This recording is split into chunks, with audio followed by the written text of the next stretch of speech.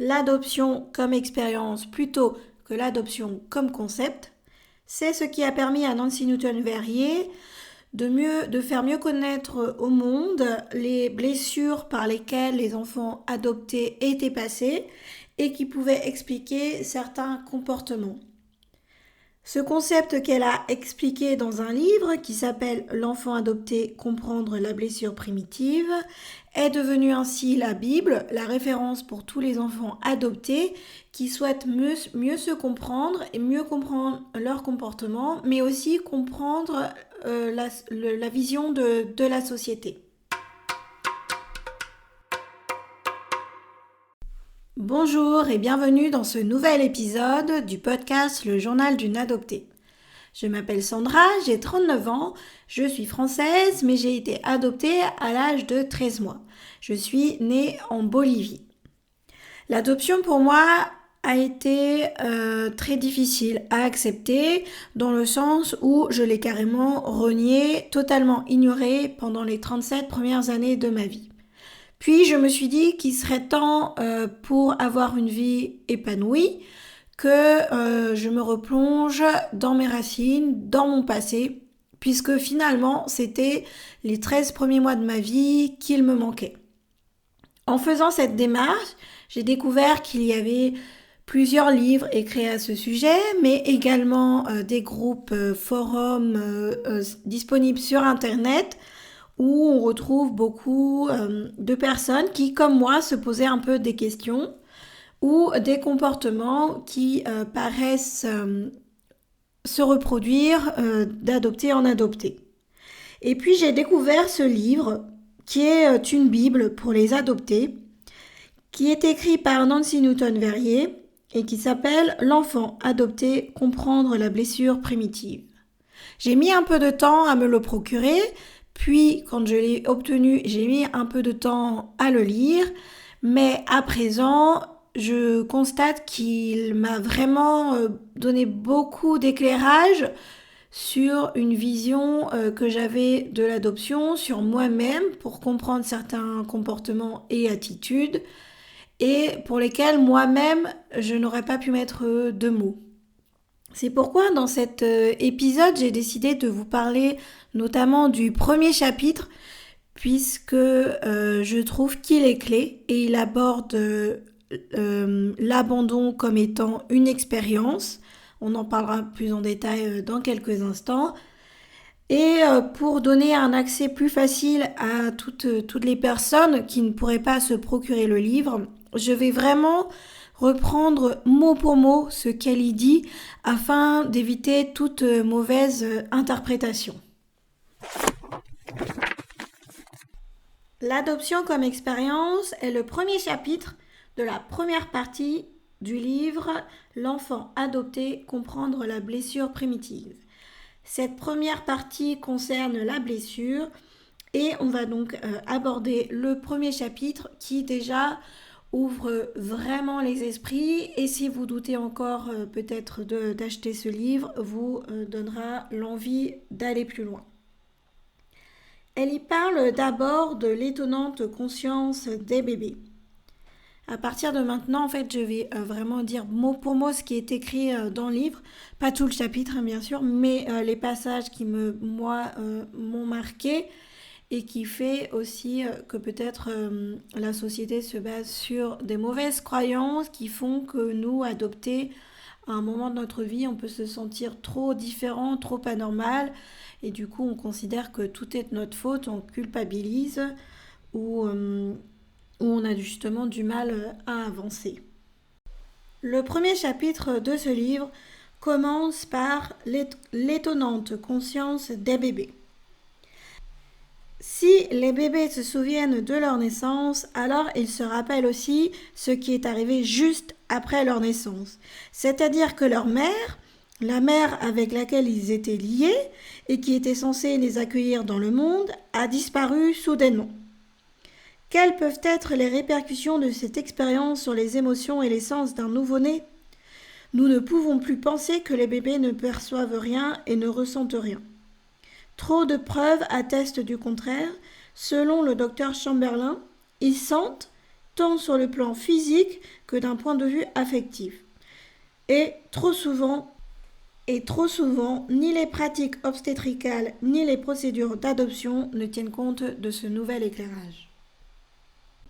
Ce que nous savons n'est pas entièrement neuf, mais à ma connaissance, cela n'a jamais été appliqué aux enfants abandonnés. John Bowlby, évoquant le comportement des enfants qui ont souffert de la perte d'un parent décédé, décrit les différentes réponses qu'un bébé peut traverser lors de la disparition de sa mère. D'après lui, le comportement de l'enfant s'apparente à une tentative immature de deuil et est un produit légitime d'une expérience amère. Cette comparaison avec l'abandon est à mes yeux valable parce que, pour l'enfant, l'abandon est une sorte de mort. Une perte non seulement de la mère, mais d'une part du self, le noyau ou l'essence de soi indispensable au sentiment d'être entier. Si on reconnaît cette perte et son impact sur tout ce qui est en jeu dans l'adoption, on ne peut contourner la souffrance. D'une part, la souffrance de la séparation et de la perte à la fois pour l'enfant et pour la mère de naissance, et d'autre part, la souffrance de ne pas comprendre où, chez les parents adoptifs, l'incapacité de compenser cette douleur et cette perte.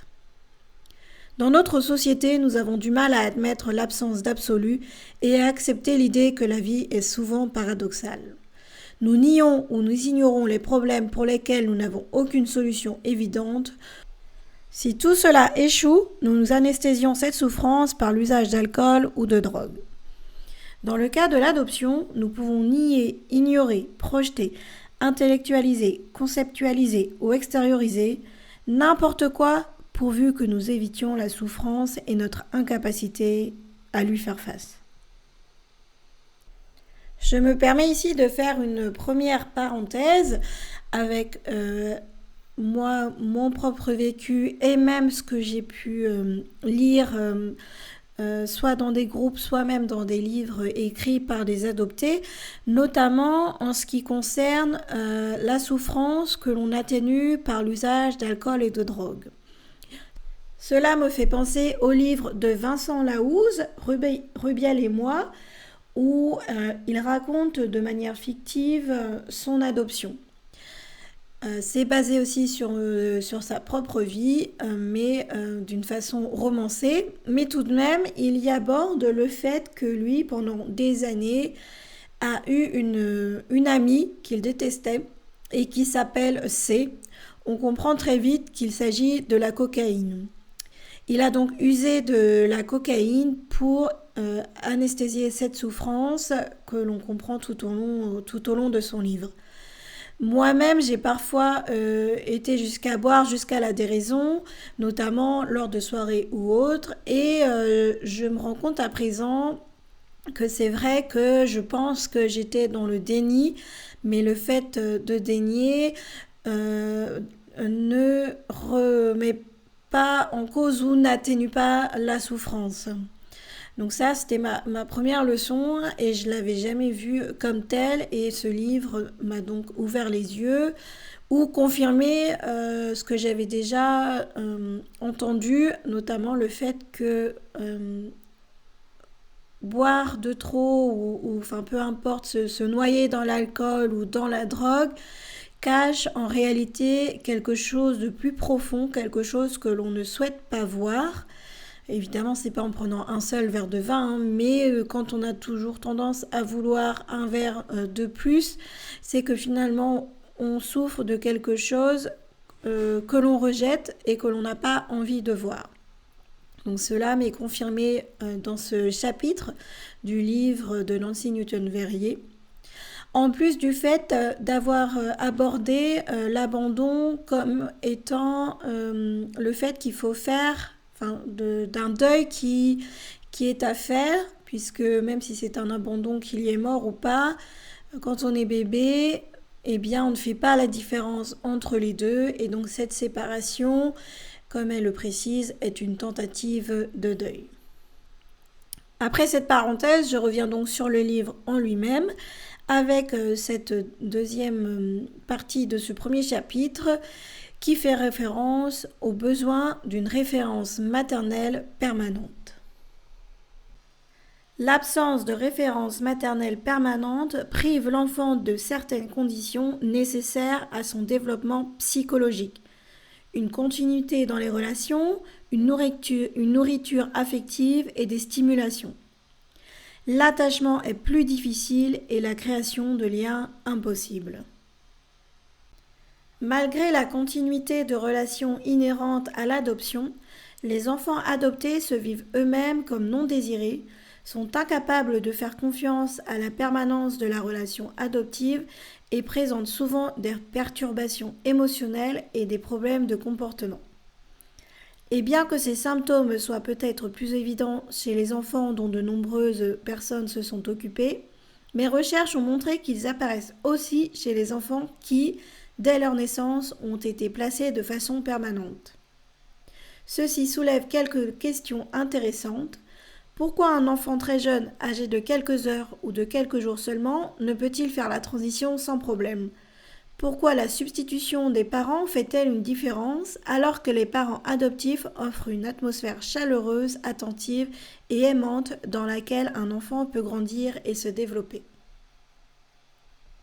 Je fais une deuxième parenthèse sur cette partie qui m'a permis effectivement aussi de me reconnaître et je pense que moi je me suis aussi vraiment j'étais dans le déni tout le temps de mon adoption parce que je me considérais comme si j'avais été abandonnée et que j'étais pas désirée, mais qu'autour de moi j'avais toute cette pression entre guillemets qui faisait que j'avais pas besoin, d'une part c'était pas vrai, j'avais pas été abandonnée, que ma mère biologique m'aimait quand même et avait fait ça pour mon bien et que donc je ne devrais pas me sentir mal. Donc de lire ça que les enfants adoptés se vivent eux-mêmes comme non désirés, je me suis reconnue et retrouvée et ça ça m'a autorisée en fait à avoir eu ce ressenti alors que la société m'interdisait de penser ça. J'en viens donc à la troisième partie de l'adoption, du livre, de ce premier chapitre, et qui est lié au problème d'adoption. Certains cliniciens qui travaillent avec des adoptés ont remarqué que ceux-ci ont fondamentalement les mêmes problèmes qu'ils aient été adoptés à la naissance ou à l'adolescence. Ces problèmes sont liés à la séparation et à la perte, à la confiance au rejet, à la culpabilité et à la honte, à l'identité, à l'intimité, à la loyauté et à la maîtrise ou au pouvoir de contrôler, comme nous le verrons plus loin. C'est l'expérience de l'abandon qui entraîne la blessure. Mon travail clinique m'a montré que la plupart de ces problèmes se retrouvent chez ceux qui ont été placés en couveuse ou qui, d'une façon ou d'une autre, ont été séparés de leur mère à la naissance, même s'ils ont pu, par la suite, retrouver leur mère originelle. La présence constante de ces problèmes parmi les adoptés et les bébés incubateurs suggère que c'est l'expérience de l'abandon qui entraîne la blessure. Considération extérieure. Deux types de raisonnements se font jour.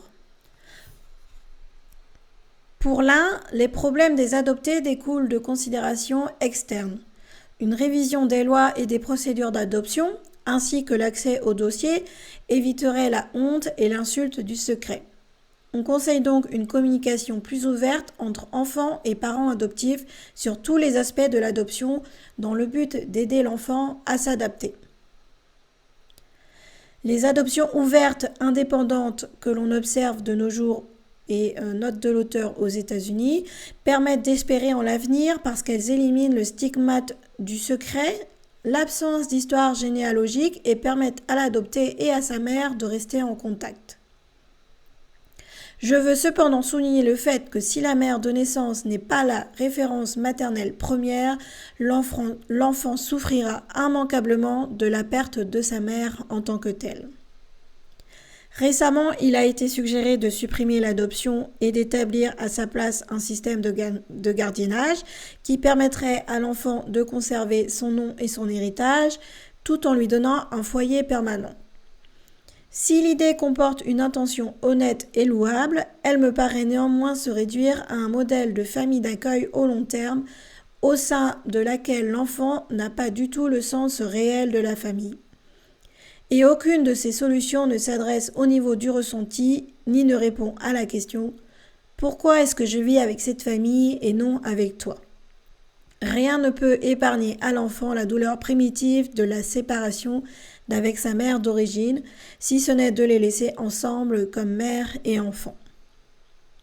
Encore une fois, je me permets de réagir sur ce chapitre qui m'a aussi marqué, dans lequel je me suis reconnue, parce que c'est vrai que je pense que si j'ai été longtemps dans le déni, c'est parce que cette question me taraudait, notamment parce que ma mère, quand elle essayait de me tendre des perches pour me raconter mon histoire, m'avait dit que ma mère biologique avait un garçon également et qu'elle ne pouvait pas s'occuper de nous deux, de mon frère et de moi-même. Et donc, je pense que ce qui résonnait en boucle et me faisait tellement mal que je ne pouvais pas aller creuser plus loin, c'était pourquoi lui et pas moi ? Pourquoi lui peut rester dans la famille avec notre mère biologique et pas moi ? Et ça fait vraiment écho à cette question que pose Nancy Newton-Verrier et que se pose un enfant adopté. Pourquoi est-ce que je vis avec cette famille et non avec toi ? Et puis j'en profite effectivement pour faire une autre parenthèse concernant les différentes solutions. C'est vrai que depuis que j'ai mis le pied dans le monde de l'adoption, j'ai découvert plusieurs concepts et plusieurs propositions de personnes qui justement souhaiteraient faire en sorte que les personnes adoptées puissent vivre sans un poids, sans une pression, que ce soit de la société ou autre. Et il est notamment évoqué les adoptions ouvertes.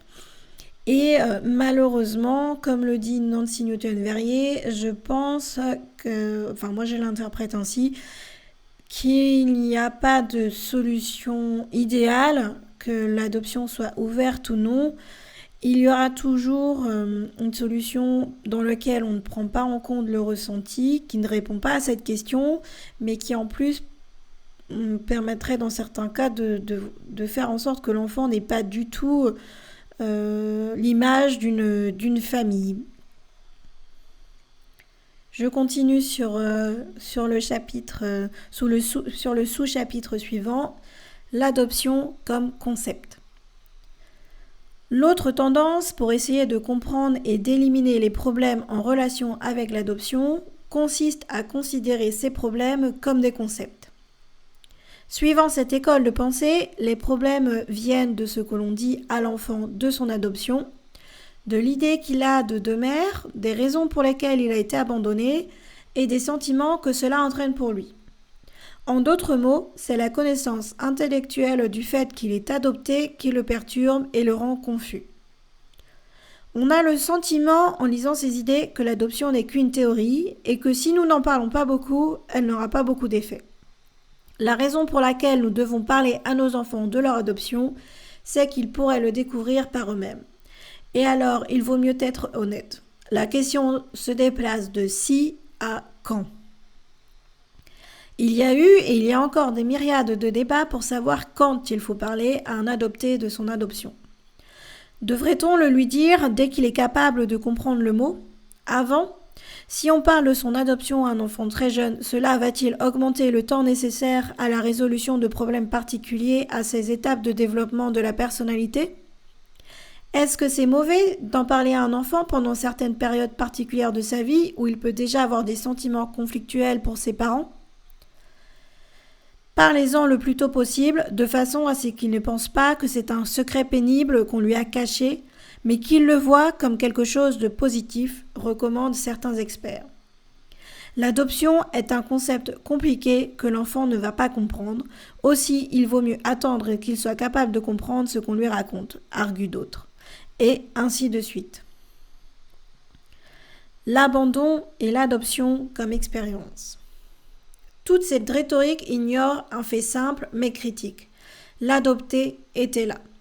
L'enfant a réellement vécu le fait d'être laissé seul par sa mère et d'être confié à des étrangers.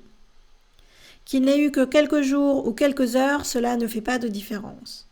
Il a partagé une expérience de 40 semaines avec une personne avec qui il a probablement créé des liens in utero, une personne avec qui il est relié biologiquement, génétiquement, historiquement et peut-être plus encore psychologiquement, affectivement et spirituellement. Et certaines personnes voudraient croire que c'est le fait de parler de cette expérience qui le rend si malheureux. Des parents et des cliniciens ont remarqué que de nombreux adoptés ne montrent que peu ou pas de réaction visible à l'annonce de leur adoption. Ce manque de réaction ne serait-il pas le résultat d'une connaissance inconsciente de leur adoption ? Sorosky, Baran et Panor, dans leur livre Le triangle de l'adoption, montrent que c'est vrai, et je l'ai aussi observé dans mes recherches. Un homme m'a parlé d'un sentiment de ne pas s'ajuster et de ne pas savoir pourquoi. Bien qu'il ait été choqué à 33 ans quand il a découvert un document qui parlait de son adoption, il ne s'est pas senti choqué par le fait en lui-même, mais parce que cela lui avait été caché pendant tant d'années et qu'il considérait cela comme une trahison. Bien que cette trahison ne se soit révélée complètement qu'à l'âge adulte, il y avait une barrière inconsciente entre ses parents et lui pendant toute son enfance. Il y avait un secret. Il y avait quelque chose qu'on ne lui avait pas dit. Ce type de secret ne permet pas le développement de la confiance entre un enfant et ses parents. Il donne au contraire un air d'irréalité et de malhonnêteté à toute la relation. Comme le souligne Frances Wickes dans son livre Le monde intérieur de l'enfance, il y a un grand danger inhérent à la création d'une telle atmosphère de déception et de méfiance dans la vie d'un enfant. Les enfants sont avant tout des êtres d'intuition et de sensation. Ils explorent le monde des objets par les sensations tout en devenant, par l'intuition, conscients des forces intérieures en eux et chez les autres. Dans leur livre « Guérir l'enfant blessé », Donovan et McIntyre avertissent les parents qui veulent garder des secrets pour leurs enfants. Dans un des premiers chapitres, ils disent « Nous pouvons habituellement démontrer aux parents que les problèmes de comportement de l'enfant reflètent une connaissance inconsciente, souvent très détaillée et précise, du supposé secret. On peut montrer aux parents comment cette connaissance inconsciente joue un rôle majeur dans le maintien de la situation désastreuse actuelle. » Dans un chapitre sur la perte dans la vie des enfants, Donovan et McIntyre écrivent « L'approche monolithique de l'adoption dans ce pays dit que l'enfant doit entendre parler de son adoption dès que possible. Ils tournent cela en dérision en ajoutant « Si c'est un besoin de connaissance, il s'ensuit qu'il faudrait informer l'enfant non adopté du fait qu'il est biologique.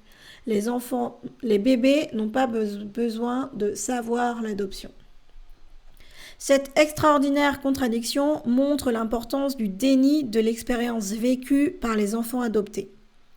Les bébés connaissent déjà leur adoption. Cela leur est arrivé. En gardant ce savoir dans l'inconscient, leurs parents les privent d'un contexte dans lequel placer les sentiments dus à leur expérience préconsciente de perte. Ils se sentent souvent anormaux, malades ou fous d'avoir ces sentiments et sont perturbés par leur propre comportement. Même s'ils n'en ont pas de souvenir conscient, ce n'en est pas moins une expérience dévastatrice. Cela la rend seulement plus difficile à gérer parce qu'elle est survenue avant qu'il n'ait de mots pour la décrire. Et, par conséquent, il leur est presque impossible d'en parler. Pour beaucoup d'entre eux, c'est même presque impossible d'y penser. En fait, certains adoptés disent qu'ils ont l'impression d'être arrivés de l'espace ou d'être sortis d'un fichier.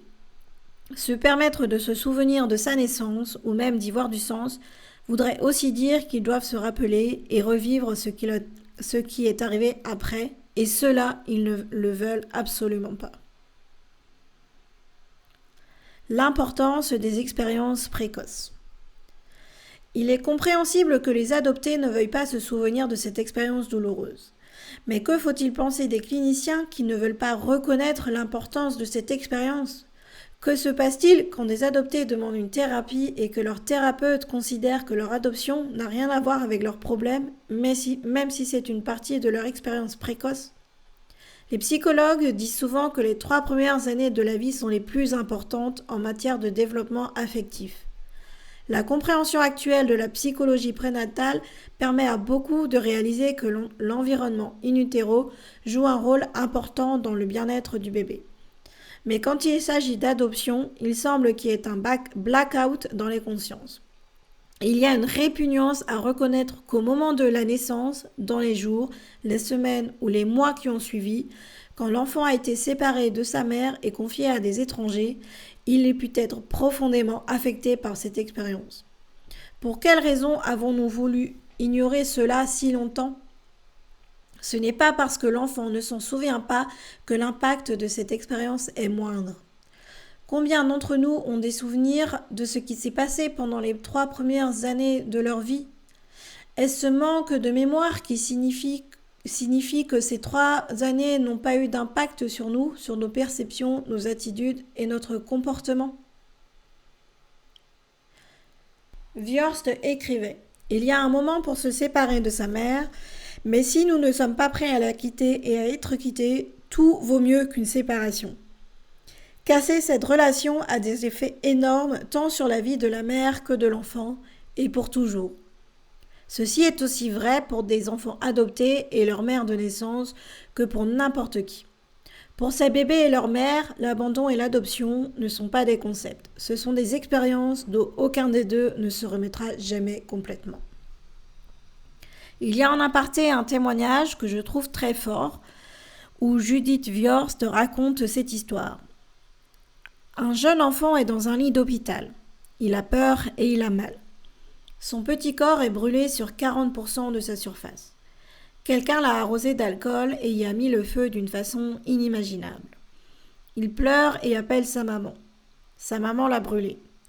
Peu importe comment est la mère qu'un enfant a perdu ou quel danger il y a à être avec elle, peu importe si elle le blesse ou si elle l'embrasse, il est bien pire d'être séparé de sa mère que d'être dans ses bras quand les bombes explosent. Il est parfois pire d'être séparé de sa mère que d'être avec elle quand elle est la bombe. Je ne veux pas dire ici qu'il faut laisser un enfant avec sa mère qui l'a brûlé de cette façon, mais je veux dire que nous devons comprendre ce que nous faisons quand nous le séparons d'elle. Ce témoignage me rappelle justement un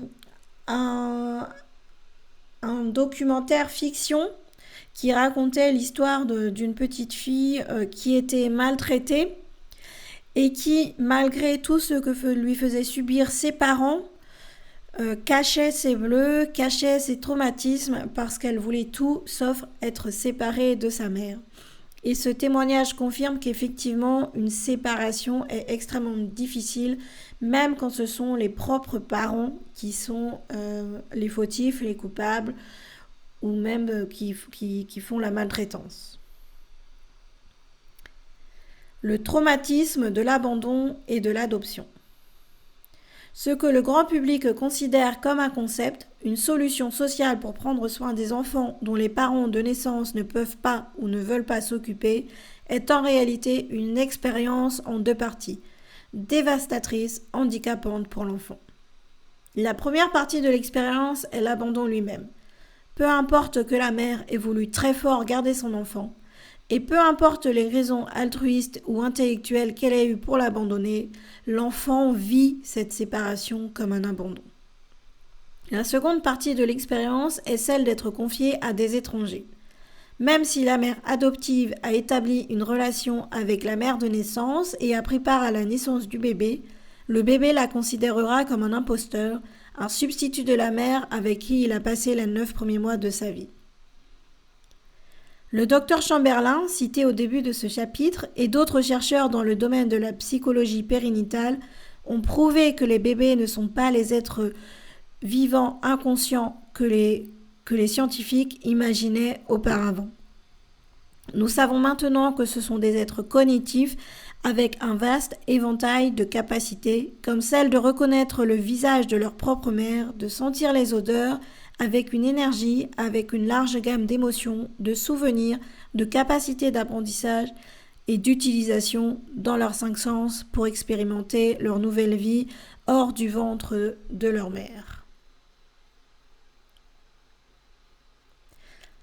Voilà un extrait de ce premier chapitre du livre L'enfant adopté, comprendre la blessure primitive de Nancy Newton-Verrier, qui est la Bible à travers le monde pour les enfants adoptés notamment, car il permet de mettre des mots ou même de mieux comprendre ce qu'est l'adoption, les stades par lesquels on est passé, et ça on peut le comprendre quand on est adulte ou même adolescent.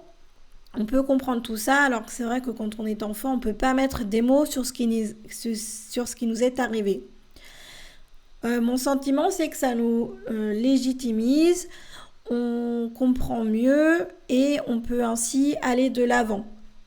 On voit également que malheureusement, que l'on soit pour ou contre l'adoption, puisque j'ai découvert en mettant les pieds dans ce monde-là, en acceptant mon adoption, il y avait des personnes qui étaient contre l'adoption et il y avait des personnes qui étaient pour, et que notamment les personnes contre l'adoption mettent en lumière tout ce qu'explique Nancy Newton-Verrier. Mais on le voit, il n'y a pas de solution idéale, même si c'est vrai que les personnes qui sont contre sont particulièrement celles qui ont été adoptées de façon illégale, même si les parents ne savaient pas que c'était des adoptions illégales, même si a priori tout avait l'air d'une adoption légale. Et donc on peut tout à fait comprendre que certaines personnes soient contre l'adoption. Je ne vais pas cacher non plus que moi-même, j'avais une copine quand j'étais jeune qui voulait absolument adopter des enfants, puisqu'elle était blonde et blanche, et elle disait souvent qu'elle voulait des enfants typés. Et au fond de moi, j'ai jamais osé lui dire, ou je suis restée, je pense, tout le temps vraiment muette, complètement, face à ces paroles, face à ce raisonnement, parce que d'une part, une adoption, c'est pas à la légère, et je pouvais le savoir, c'est pas quelque chose à prendre à la légère, et je le savais puisque j'avais été moi-même adoptée. Et surtout, je pense que ça me faisait mal, mais je ne voulais pas le dire parce que ça aurait fait mal aussi peut-être à mes parents adoptifs d'entendre que je pouvais être contre, entre guillemets, l'adoption, que si une personne me demandait est-ce que tu es pour ou contre, si je dis contre, je pense que ça aurait peut-être remis en cause leur rôle. Et c'est pas du tout ce que je voulais faire, mais au fond de moi, il y a toujours un petit quelque chose qui disait quand une personne voulait adopter, alors qu'elle pouvait avoir des enfants et être en âge d'avoir des enfants, alors j'avais envie de dire non, ne fais pas ça, attention parce que à tout ce qu'il y a derrière. Après, il y a des personnes pour qui c'est entre guillemets leur mission.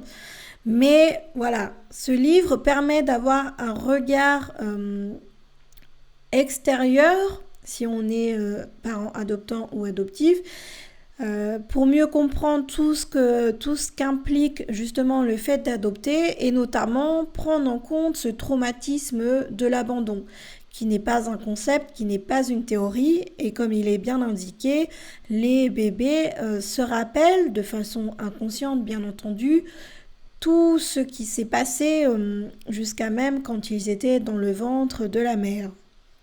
Et c'est également et surtout intéressant pour les adopter afin de pouvoir mieux s'identifier, de mieux se comprendre.